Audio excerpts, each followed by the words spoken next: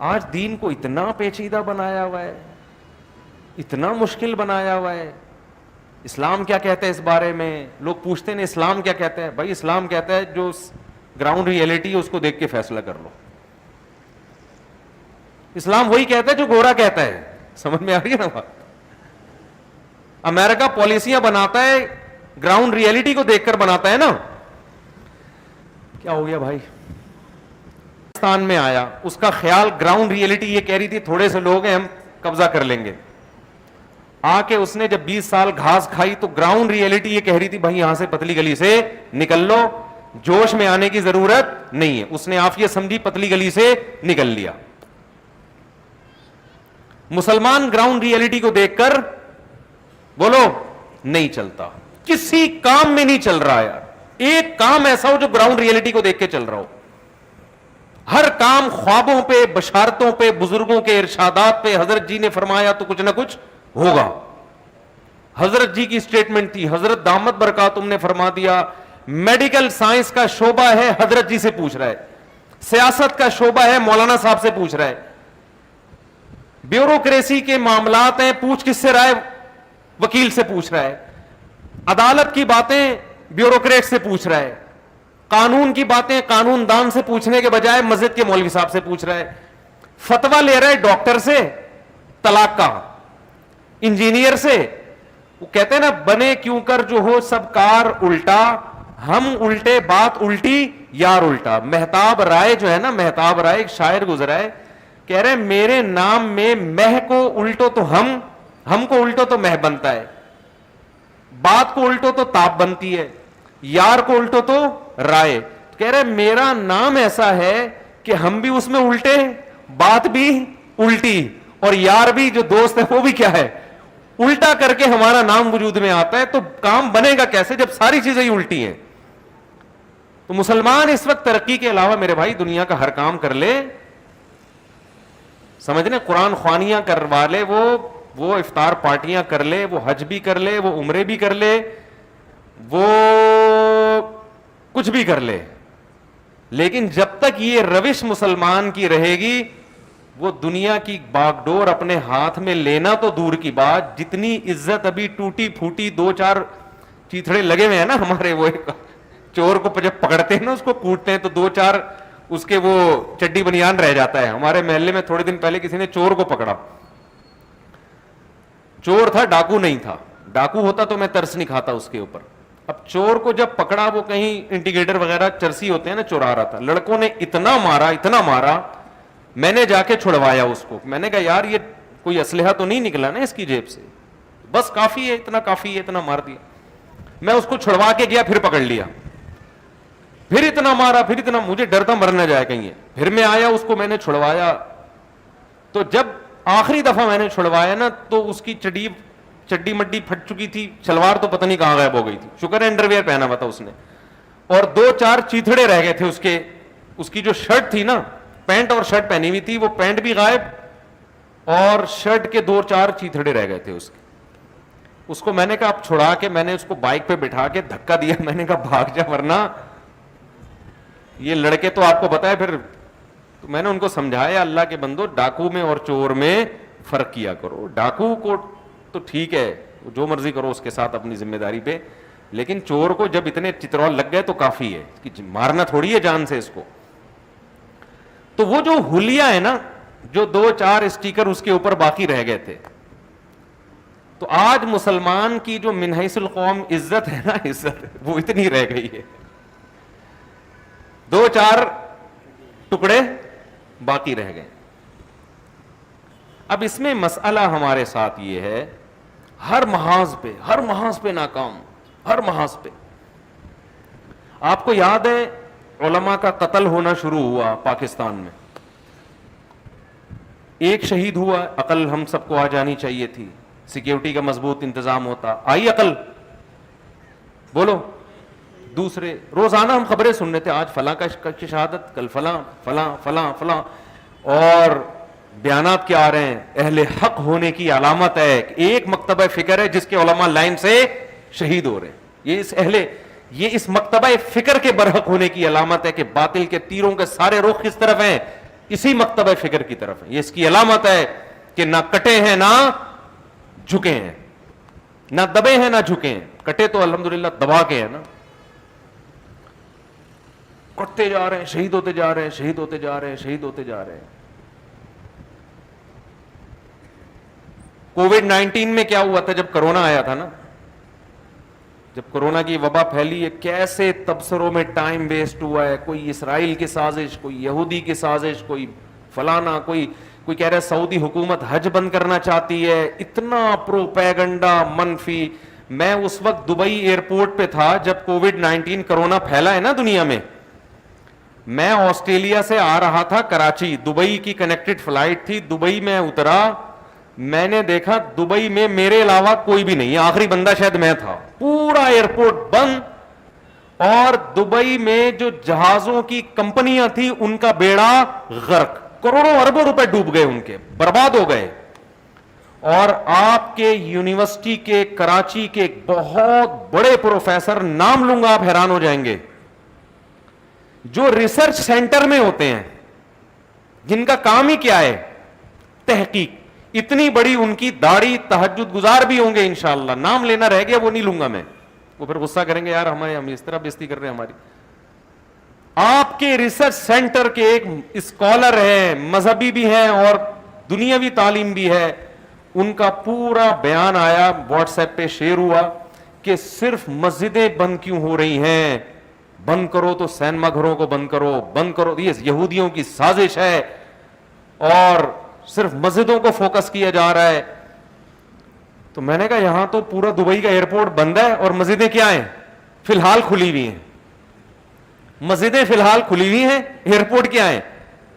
آپ بتاؤ جب کسی داڑھی والے کی طرف سے یہ اسٹیٹمنٹ جو ریسرچ سینٹر میں ہو, جب لبرل لوگ یہ تحقیق پڑھیں گے تو وہ کیا کہیں گے کہ یہ مذہب کا غلط استعمال ہو رہا ہے کہ نہیں ہو رہا؟ بولو نا بھائی کیا ہو گیا؟ یہ مذہب کو غلط جگہ استعمال کیا جا رہا ہے کہ نہیں کیا جا رہا؟ بالکل گراؤنڈ ریئلٹی کے خلاف. آپ یونیورسٹی کے, میں یونیورسٹی کا نام بھی نہیں بتا رہا کون سی یونیورسٹی, سمجھ جائیں گے. آپ ایک بہت بڑی ملک کی یونیورسٹی کے چانسلر ہو, آپ ریسرچ سینٹر میں بیٹھتے ہو, آپ اتنی غیر ذمہ دارانہ حرکت اور آپ کے اسٹیٹمنٹ اور آپ کے بیان کو ملکی سطح پہ دیکھا جاتا ہے, اور آپ یہ تحقیق کر رہے ہو, آپ یہ لوگوں میں رپورٹ پیش کر رہے ہو کہ یہ یہودیوں کی سازش ہے جس کا مقصد حرم کو حاجیوں سے روکنا اور مسجدوں کو بند کرنا. یہ سینما گھر کیوں نہیں بند کر رہے, اور یہ ایئرپورٹ کیوں نہیں بند کر رہے؟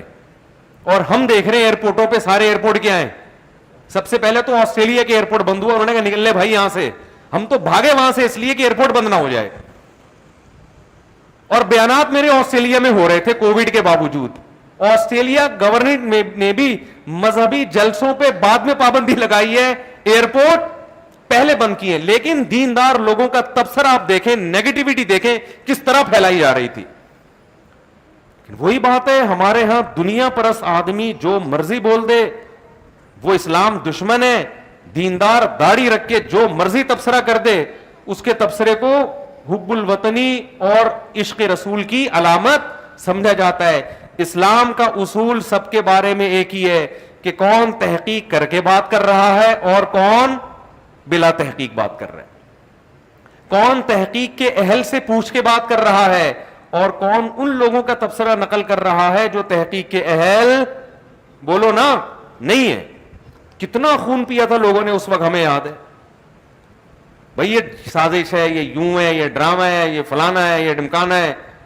تو ہم نے بڑے بڑے ڈاکٹروں سے رابطہ کیا جو بڑے بڑے دیندار تھے, وہ کہہ رہے نہیں بھائی ایک وبا ہے, اس کے بڑے دنیا پہ تباہی پھیلنے والی ہے, ملکوں کی معیشت ڈاؤن ہوگی.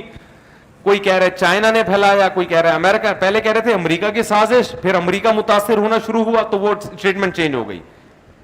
تو ایک عجیب تباہی, یہ سب کو پتا ہے, یہ کوئی ڈھکی چھپی بات نہیں ہے. میرا مقصد ابھی کورونا کی بحثیں نہیں ہے, میرا مقصد یہ کہ ہمارے ہاں یہ ایک کامن بیماری ہے کہ تحقیق گراؤنڈ ریئلٹی کو دیکھے بغیر, تحقیق کیے بغیر تبصرہ کر کے کسی کے اوپر بھی بلی ڈال دینا کہ یہ اس کا کام ہے, یہ اس کا کام. یہ اس کے بالکل یہ نجی سطح پہ بھی ہو رہا ہے اور یہ ملکی سطح پہ بھی ہو رہا ہے. نجی سطح پہ ساس بہوؤں میں چل رہا ہے, بہو کی طبیعت زیادہ خراب ہے تو اپنی حرکتیں دیکھ, تو پراٹھے کھا رہی ہے صبح روزانہ, واکنگ کرتی نہیں ہے, تو سارا دن کم وقت 12 بجے تک پڑی رہتی ہے, تو تیرے پیٹ میں بھی درد ہوگا, تیرا دماغ بھی خراب ہوگا.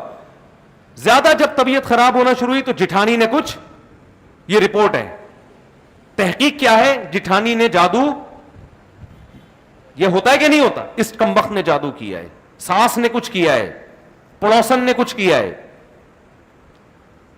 آج ہی کی بات ہے, خاتون کہنے لگی میرے اوپر مجھ پہ کچھ ہوا ہے. میں اس خاتون کو جانتا تھا,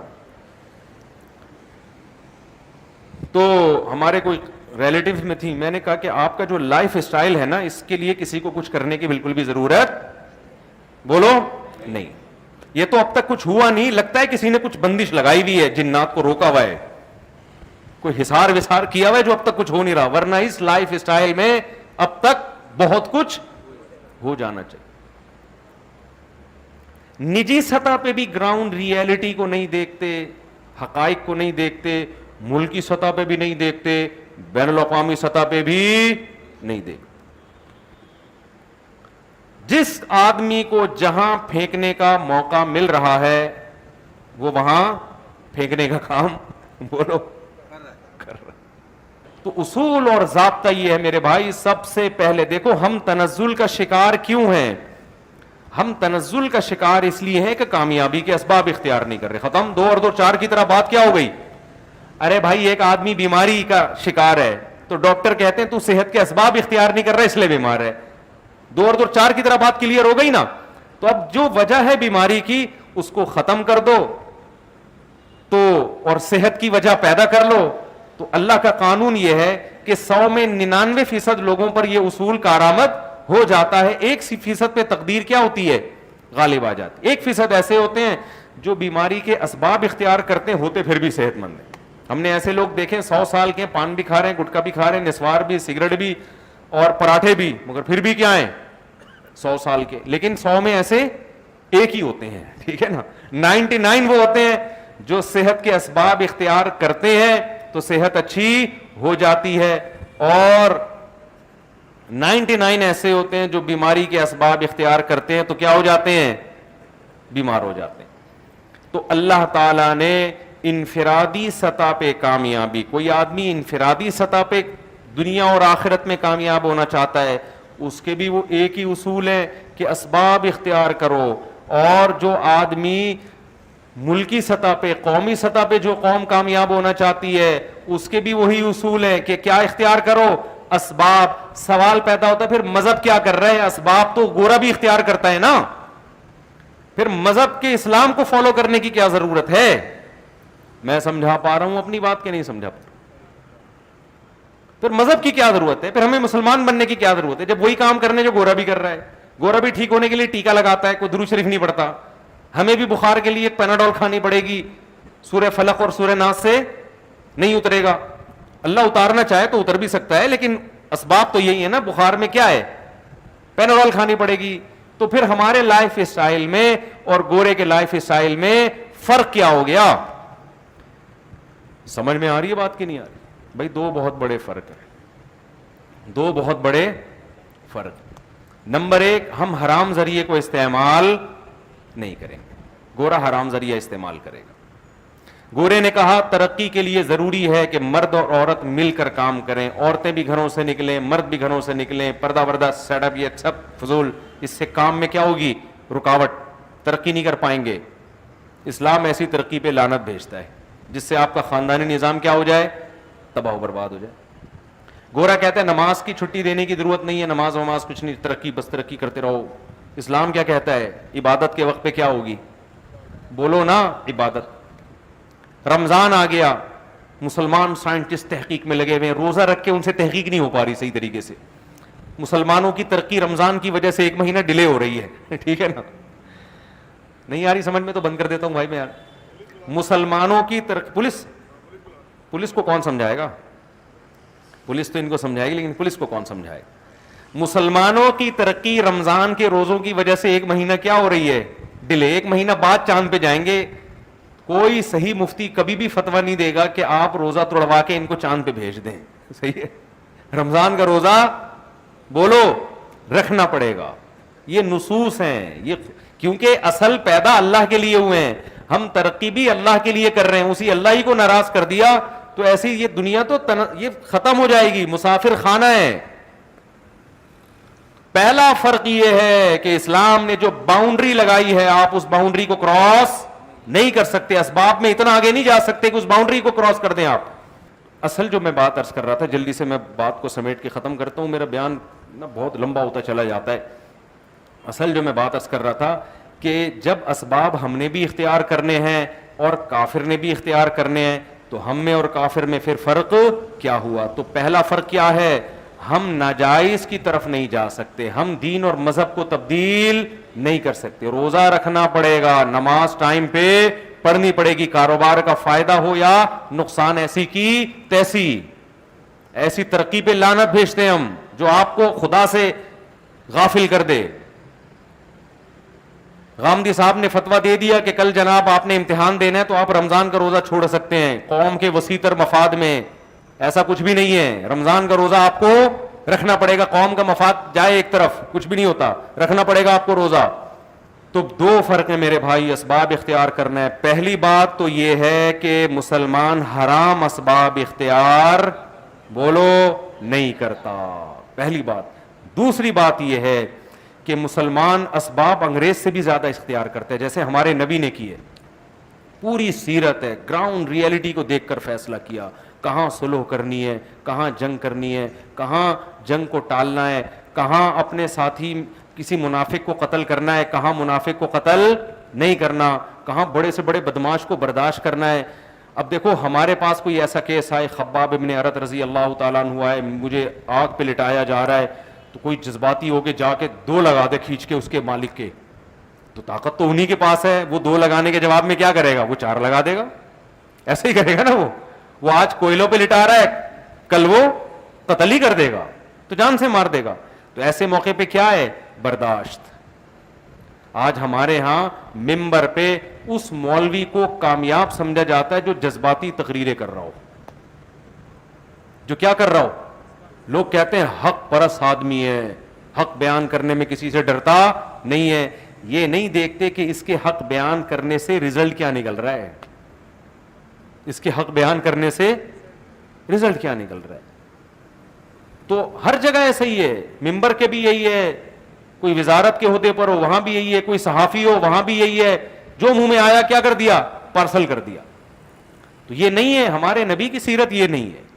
کہاں کیا بولنا ہے, کتنا بولنا ہے, ایک ایک چیز.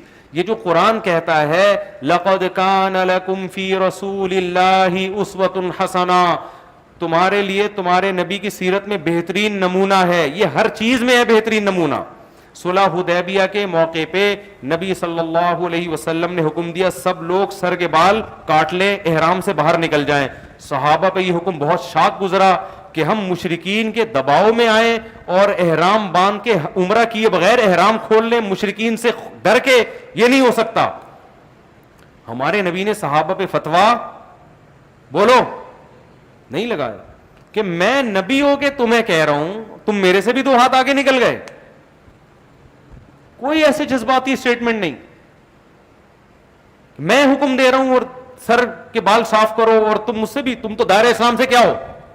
جو نبی کی موجودگی میں نبی کے حکم کی مخالفت کرے تو بظاہر تو ایسا ہی لگتا ہے وہ دائرہ اسلام سے کیا ہے, گویا وہ یہ بتانا چاہ رہا ہے کہ آپ سے زیادہ کون اچھا سمجھتا ہے, ہم زیادہ صحیح سمجھتے. حضرت عمر بھی بال کاٹنے کے لیے تیار, سوائے حضرت ابو بکر کے سارے کیا ہیں, کوئی بھی نہیں سر منڈانے کے لیے تیار. تبھی جو صحابہ کے خلاف ہے نا وہ اس حدیث سے صحابہ پہ کیا کرتے ہیں, طنز. لیکن نبی طنز بولو نہیں کر, کیوں, نبی میں تحمل ہے. نبی دیکھ رہے ہیں کہ یہ میرے حکم کی مخالفت تو ہے مگر اس مخالفت کی بیس میرا انکار نہیں, غیرت ہے. یہ سمجھ رہے ہیں میرے بارے میں کہ شاید میں ان کی رعایت میں مشرکین سے دب گیا ہوں, ان کے خیال میں تو ہم دبنے والے لوگ نہیں ہیں, ہم تو کٹنے والے لوگ ہیں. فوراً فتویٰ نہیں لگایا. آج دیندار لوگ کتنی جلدی کسی پہ گستاخی کا فتویٰ لگا دیتے ہیں, کیسے گستاخیوں کے فتوے, کیسے فوراً جو ہے نا دائرہ اسلام سے خارج ہونے کے فتوے, اس کا رزلٹ کیا نکل رہا ہے, اس کا نتیجہ کیا نکل رہا ہے, کچھ بھی نہیں دیکھا جا رہا. ہمارے نبی نے یہ کام نہیں کیا. کتنا آپ نے سوچا ہوگا نا, میں کہہ رہا ہوں لیکن صحابہ نے نہیں کیا. پھر آپ نے اپنی زوجہ سے مشورہ لیا کیا کروں بھائی؟ انہوں نے کہا یا رسول اللہ آپ کہیں نہیں, آپ سب کے سامنے اپنا سر منڈوا لیں. جب صحابہ دیکھیں گے نا نبی نے سر منڈوا لیا ہے, پھر کسی میں ہمت نہیں ہوگی کہ بھائی جو کام نبی کر چکے ہیں تو ہم کیسے پیچھے رہ جائیں. نبی نے اب کہنے کے بجائے کیا کیا؟ مشورہ لیا اور سر منڈوا لیا. صحابہ نے بھی سب نے کیا کیا؟ سر منڈوا لیا. کوئی جذباتی ہمارے جیسا لیڈر ہوتا تو فوراً کیا کرتا ہے؟ ابے یہ تو بندے ہی ٹھیک نہیں ہے, یہ بندے کیا ہیں, یہ 1400 کی جو جماعت ہے نا, بندے کیا ہیں, مجھے پارٹی میں بندہ ٹھیک ایک بھی نہیں ملا. یہی ہوتا ہے نا, گھروں میں بھی تو یہی ہوتا ہے نا. باپ بھی ایسے ہی بیٹوں کے ساتھ کر رہا ہوتا ہے, بیٹے ابا کے ساتھ ایسے ہی کر رہا, ابا ہی ٹھیک نہیں ہے ہمارا, ٹھیک ہے ابا ہی کیا ہے, ابا ہی ٹھیک نہیں ہے ہمارا, بھائی ٹھیک نہیں ہمارا, بہن ٹھیک نہیں ہماری. ظرف چھوٹے ہو گئے ہیں, ہر بات کو غلط نیگیٹو لے کے جانا. تو میں کہتا ہوں اگر کوئی سیرت پراپر طریقے سے پڑھے, خدا کی قسم سیرت میں اس کو ایسا کچھ ملے گا کہ اس سے بہتر زندگی دنیا میں. عمران خان جو ایک بات کہتا تھا نا, بھلے بھائی آپ عمران خان کو گالیاں دو لیکن جو اچھی بات ہے منہ سے پھوٹنے دیا کرو, اتنا نہیں میرے خلاف فتوی بازی شروع کر دیا کرو. عمران خان جو کہتا تھا نا ایک بات, بھلے یہودی ایجنٹ ہے لیکن ایک بات صحیح کہتا تھا, ہوگا میں نہیں کہہ رہا یہودی ایجنٹ ہے, جو کہہ رہے ہیں ان کی رائے میں اگر مان بھی لیا جائے, بات یہ بہرحال اس نے صحیح کی تھی کہ ہمارے ہاں انگریزوں میں جو لیڈرشپ ہے نا ان کو تو پڑھا جاتا ہے. عمران خان یہ کہتا تھا کہ اگر محمد صلی اللہ علیہ وسلم کو ہماری یونیورسٹیوں میں پڑھا دیا جائے تو ہمیں گوروں سے لیڈرشپ کی ورکشاپوں کی ضرورت اور ان سے ہمیں گائیڈنس کی ضرورت نہیں رہے گی. یہ تو گراؤنڈ ریئلٹی ہے. دیکھو ایک آدمی تمہیں بتا رہا ہے کہ ایسے بزنس کرو گے کروڑ روپے کما لو گے, دوسرا کہتا ہے تو نے کیوں نہیں کما لیے, دوسرا کہتا ہے تو نے کیوں نہیں کما لیے. تو بتاؤ یہ کامیاب گائیڈ کرنے والا ہے یہ؟ اب کوئی اس کی بات کو مانے گا؟ بھائی اگر یہ اتنا بہترین طریقہ ہے تیرے پاس تو پیسے بھی تو کما لینا, کیوں نہیں کمائے تو نے؟ ایک آدمی کہتا ہے یہ چیز کھانے سے اتنی طاقت آتی ہے تو تو کھا رہا ہے, تیرے میں کیوں نہیں آئی؟ تو دنیا میں محمد صلی اللہ علیہ وسلم سے زیادہ کامیاب لیڈر گزرا نہیں. 23 سال کا عرصہ نہ لکھنا جانتے نہ پڑھنا جانتے, پسماندہ ترین قوم میں پیدا ہوئے. جو گھوڑوں کی لڑائی پہ قتل و غارت پہ آ جائے, گھوڑوں کی دوڑ پہ قتل و غارت پہ آ جاتی تھی وہ قوم, اس کا گھوڑا آگے نکل گیا تو قتل کر دیا اس کو غیرت میں. ایسی قوم جو نہ لکھنا جانتی اور نہ پڑھنا, ریگستانوں کے بیچ میں تو وہ قوم رہتی ہے, تہذیب و تمدن سے دور, نہ اس کے پاس ریاست نہ خلافت, اور جو لیڈر ہے وہ بھی نہ لکھنا جانتا اور نہ پڑھنا جانتا, جس کی پیدائش سے پہلے باپ فوت ہو گیا ہو, جو پیدا یتیم ہوا ہو. 23 سال کے عرصے میں اگر یہاں بیٹھا ہوں تو یہ کس کا کمال ہے؟ محمد صلی اللہ علیہ وسلم کا. آج حرم میں تراویح ہو رہی ہے, لاکھوں لوگ قرآن پڑھ رہے ہیں ہاتھ باندھ کے رمضان میں, تو یہ کس کا کمال ہے؟ محمد صلی اللہ علیہ وسلم کو ایک کریڈٹ جاتا ہے. آج ہم نہاتے ہیں, صاف کپڑے پہنتے ہیں, پوری دنیا میں صرف مسلمان ہیں جو استنجا کر کے پانی استعمال کرتے ہیں. یہاں تک کہ وہ جو شاور جو واش روم میں لگتا ہے اس کو لوگوں نے نام مسلم شاور کا دے دیا. میرے گھر والے مجھے کہنے لگے مسلم شاور لگا دیں, ہمارے تو لوٹا سسٹم چل رہا ہے نا. گھر والوں نے کہا مسلم شاور, میں نے کہا کہ ہندو شاور بھی ہوتا ہے کیا؟ غیر مسلم عیسائی دیوبندی بریلوی حدیث بریلوی میں بھی ہوتے ہیں کیا؟ پھر تحقیقی پتا چلا جی یہ لفظ کہاں سے آیا ہے, یورپ سے, کیونکہ شاور کون استعمال کرتا ہے؟ تو یہ کس نے سکھایا ہے؟ اس یتیم نے جو نہ لکھنا جانتا تھا اور نہ پڑھنا. ہم کتے بلی نہیں کھاتے, ہم خنزیر نہیں کھاتے, ہم مردار نہیں کھاتے. یہ تہذیب ہمیں کس نے سکھائی ہے؟ دنیا میں تقریباً 1 ارب سے زیادہ انسان ہیں جو کتے بلی نہیں کھاتے. ان کو یہ تہذیب کس نے سکھائی؟ اس یتیم نے 23 سال میں سکھا دی. نہیں آئی میرا خیال ہے بات؟ تو آپ سے زیادہ کامیاب لیڈر کون ہو؟ ہم اگر اپنی بیویوں سے وفا کرتے, ہم میں زنا نہیں ہے, ساری زندگی عورت کے خرچے اٹھاتے, انگریز نہیں اٹھاتا, انگریز نہیں اٹھاتا. ہندوؤں میں بھی اب بیوی خود کما رہی ہے, میاں خود مسلمانوں کا فیملی سسٹم اب تک دنیا میں سب سے زیادہ مضبوط ہے. تو یہ گائیڈ کس نے کیا ہمیں؟ یہ 23 سال میں نبی صلی اللہ علیہ وسلم سکھا کے گئے ہم کو. اتنا بڑا انقلاب پوری. پھر یہ تو خلافت تو اب ختم ہوئی ہے 1920 میں جا کر, دنیا پہ حکومتیں ہم نے کی. آپ ذرا خلافت عثمانیہ جو ترکوں کی خلافت تھی اس کے تحت کتنے کنٹریز آتے تھے, ذرا آپ گوگل پہ لکھ کے سرچ کریں, آپ کے ہوش اڑ جائیں گے. بوسنیا ہمارے ہاتھ میں, تنزانیہ ہمارا تھا, مکہ مدینہ ارض حجاز ہمارا, کتنے سارے کنٹریز ہیں, رشیا کی تمام ریاستیں ہمارے تلوار کے نیچے تھیں. تو یہ کانفیڈنس پوری دنیا سے لڑنے کا, تلوار کے کہ زیر کرنے کا اور پھر دنیا کو عدل سے بھرنے کا، یہ سارا، اور اتنے دیر تک اثرات رہے. خلافتیں تو اب جا کے ختم ہوئی ہیں، ریاستیں اب بھی باقی ہیں چھوٹی چھوٹی، اور اس کے اثرات کیسے. میرے بھائی دنیا میں محمد صلی اللہ علیہ وسلم سے بڑا کامیاب لیڈر کوئی بھی نہیں. اتنے افیکٹو، اتنے مؤثر، اور جس طرح آپ کی تعلیمات محفوظ ہیں ایسے کسی لیڈر کی تعلیمات محفوظ نہیں. بخاری اٹھا کے دیکھو، مسلم اٹھا کے دیکھو، سنن نسائی اٹھا کے دیکھو، ترمذی اٹھا کے دیکھو، ایک ایک چیز کی سند، حدثنی فلان قال حدثنی فلان قال حدثنی فلان. امام بخاری کہتے ہیں مجھ سے فلاں نے بیان کیا، مجھ سے فلاں نے، مجھ سے فلاں نے، مجھ سے فلاں نے، اور وہ فلاں فلاں کرتے کرتے عبداللہ بن مسعود، اور کہتے ہیں محمد صلی اللہ علیہ وسلم نے یہ فرمایا. وہ 2 لفظ فرمائے ہوں گے. تو لیڈر نے ان کو تیار کر دیا کہ میری بات کی تمہاری نظر میں اتنی ویلیو ہونی چاہیے کہ اس بات کو سندوں کے ساتھ تم نے قیامت تک محفوظ کرنا ہے. میری زبان سے نکلا ہوا جملہ ہلکا نہیں ہے. یہ جو موٹیویشن دی، اپنی ویلیو منوائی، یہ ویلیو منوانا کتنا مشکل کام تھا بھائی. اس زمانے میں ریکارڈنگ سسٹم نہیں تھا، ویڈیو کیمرے نہیں تھے، آڈیو ریکارڈنگ نہیں تھی. کیسی ریکارڈنگ کا انتظام کیا؟ ایسی ریکارڈنگ کہ اس زمانے میں دنیا کی جتنی تہذیب یافتہ قومیں تھیں کسی قول کی حفاظت کا ایسا انتظام نہیں ہوا ہے جیسا محمد صلی اللہ علیہ وسلم کے اقوال کی حفاظت کا انتظام ہو. خیر یہ الگ ٹاپک ہے. تو اس لیے محمد صلی اللہ علیہ وسلم جو لیڈر تھے نا، تو آپ کے لیڈر میں ہمیں برداشت بھی ملتی ہے، گراؤنڈ ریئلٹی کو دیکھ کر فیصلہ کرنا بھی ملتا ہے. تو آج مسلمان نہ سیرت کو سیرت کے طریقے سے پڑھتا ہے، نہ سمجھتا ہے، اور نہ اس کو فالو کرتا ہے. آج کا مسلمان جذباتی تقریروں کا، یوٹیوب کا، فیس بکیوں کے کمنٹس کرنے والوں کا، اور یہ جو صحافی لفافے لے کے بیٹھے ہوئے ہیں ان کو سن کے ایک رائے قائم کرتا ہے، اور پھر اس رائے کو ساری دنیا پہ تھوپتا ہے اور کہتا ہے انقلاب آئے گا تو اس مکھنچو کو سننے سے آئے گا. سمجھ میں آ رہی ہے بات؟ تو خلاصہ یہی نکلا میرے بھائی کہ جب بھی کچھ فیصلہ کریں، ایک تو جب بھی کوئی اسٹیٹمنٹ دینا اس کے ماہرین سے رابطہ کریں. ادھر ادھر جانے کی کوشش، یہ قرآن کا حکم ہے جو میں نے آیت پڑھی تھی، اس کے ماہرین سے رابطہ کریں. کوئی کہتا ہے سپریم کورٹ نے یہ فیصلہ کیا، آپ سپریم کورٹ سے رابطہ کرنے کی کوشش کریں، بھائی کیا بھی ہے کہ نہیں کیا، ٹھیک ہے نا. کوئی کہتا ہے یہ فوج کا کام ہے سارا، یہ 2 نمبری فوج کر رہی ہے، ہو سکتا ہے کر رہی ہو، فوجیوں سے سلام دعا ہے، ذرا ان سے رابطہ کریں آپ یار اوپر تک کسی طرح. اور اگر آپ کا رابطہ نہیں ہو سکتا تو آپ بولو بھائی مجھے پتا، بولو مجھے نہیں پتا، مجھے کیا پتا یار، میرے تو رابطے نہیں ہے، میں نہیں فیصلہ کر سکتا.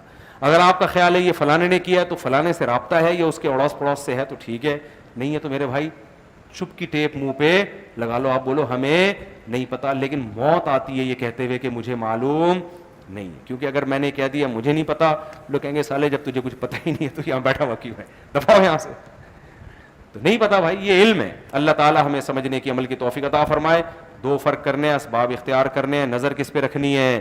ہاں تو میں یہ دوسرا فرق بتا رہا تھا، نظر گورا اسباب پہ رکھتا ہے، ہم کس پہ رکھتے ہیں؟ اللہ پہ. اسباب اختیار کریں گے، ہوگا وہ جو کون چاہے گا؟ اللہ چاہے گا. ہم کیا کر رہے ہیں؟